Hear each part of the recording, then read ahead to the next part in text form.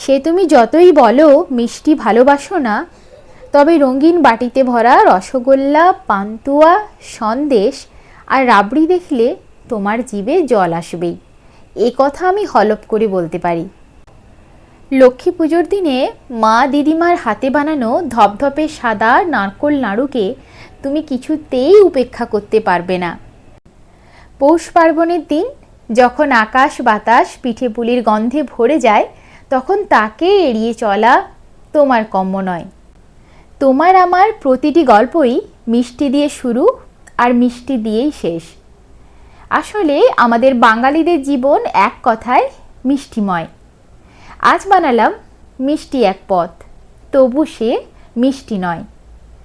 কেমন লাগলো তা অবশ্যই জানিও।